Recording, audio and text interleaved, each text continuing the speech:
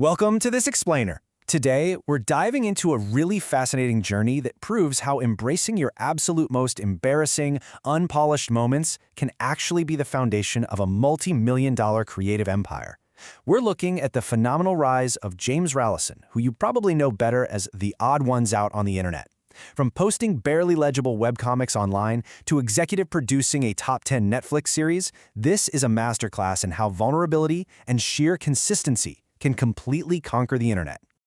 Okay, think back to a time when you found an old drawing, or maybe a wildly imaginative story you wrote back in elementary school. Your first instinct was probably to immediately hide it, right? Well, when James started his YouTube channel back in August 2014, his very first upload was literally titled, "A Book I Made as a Kid." Inspired by creators like Anthony Padilla and Domix, James didn't try to present himself as this flawless professional artist right out of the gate. His message was basically, hey, look at this horrible thing I created. He just fully showcased a terrible, nostalgic disaster of a book he made when he was in the 4th grade. And you know what? That specific decision functioned as the ultimate hook. Opening with this horrible thing he created immediately built a bond with his audience through the shared, universal awkwardness of growing up. It stripped away all the pretense. He wasn't talking down to his viewers, he was sitting right beside them, laughing at his own cringeworthy past. It established this tone of extreme relatability that would absolutely become his trademark.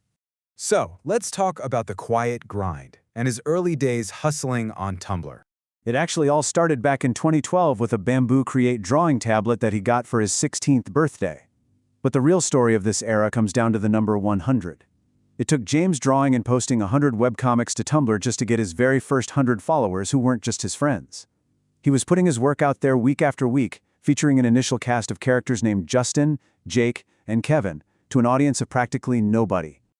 And honestly, he almost gave up. By December 2012, he hit a wall and experienced a severe drop in motivation. He only forced himself to make one single comic that entire month. The internet is literally littered with creators who stopped right at this exact point. But James told himself he would just continue trying. He decided to step back, experiment a bit, and completely adapt his approach rather than walking away. That experimentation led to a massive artistic shift. He stopped trying to force complex art and detailed shading.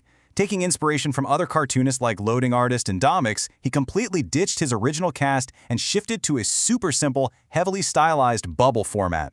He famously described these new characters as marshmallow people because of their white, roundish look. It was simple, it was highly expressive, and it quickly became his absolute signature style. Which brings us to the tipping point, the massive Subway boom. After slowly building his audience up to 50,000 Tumblr followers over 2 years and launching his YouTube channel, the momentum shifted in a big way in February 2016. A video about his thoughts on ASMR absolutely exploded online. Interestingly enough, the humor came from him freely admitting he didn't even know what ASMR meant for the longest time.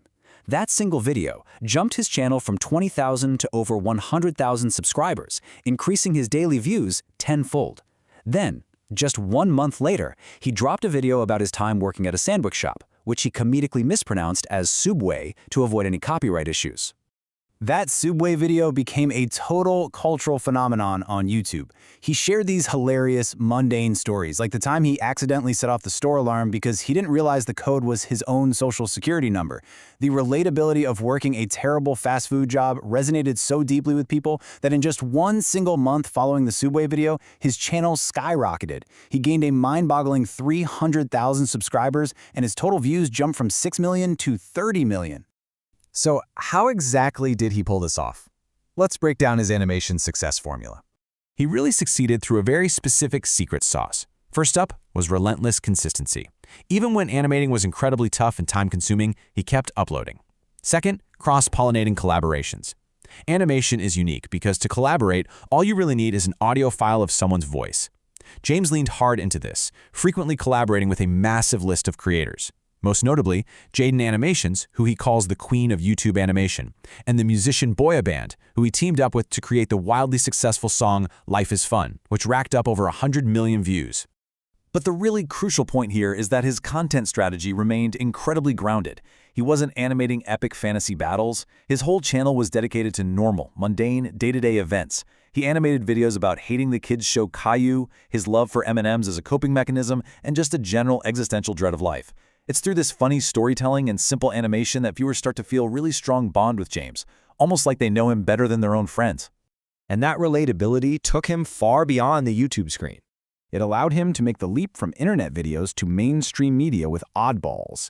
This featured his avatar alongside his best friend Max, a dim-witted anthropomorphic crocodile who, funny enough, was originally just a background character in a music video. This concept was pitched and actually picked up as an animated series by Netflix, co-created with Ethan Banville, and it debuted in 192 markets worldwide. You can see here how beautifully his simple, signature webcomic style translates into fully published, dynamic graphic novel panels. Look at the absolute chaos with James and Max on a makeshift water slide being chased by a salesman. It retains all the goofy, unpolished charm of his early Tumblr days, but it's completely scaled up for a professional, full-color graphic novel. He essentially built a multimedia empire by successfully converting millions of digital fans into buyers of physical products. He published New York Times best-selling books like How to Be Cool and Other Things I Definitely Learned from Growing Up, which sold over 1 million copies. He launched incredibly successful tabletop games on Kickstarter like Cafe Chaos and Can't Catch Harry, and even released a top-rated mobile app called Let's Bounce. TheOdd1sOut became an absolute juggernaut of a brand. Which all comes back to our final takeaway: embracing the awkward. Today, his main channel boasts over 20 million subscribers and billions of views. He is the #1 animator on YouTube, and it's not because he drew the most complex Pixar-level graphics. It's because he proved that consistency, collaboration, and a willingness to share your unpolished, authentic self with the world ultimately pays off. So I'm going to leave you with this final thought. Think back to that terrible elementary school book you made, or that incredibly awkward phase you desperately want to forget. Instead of hiding your cringeworthy past, how could you use it to connect with the world today? Because if James Rallison's story teaches us anything, it's that being the odd one out might just be your greatest superpower.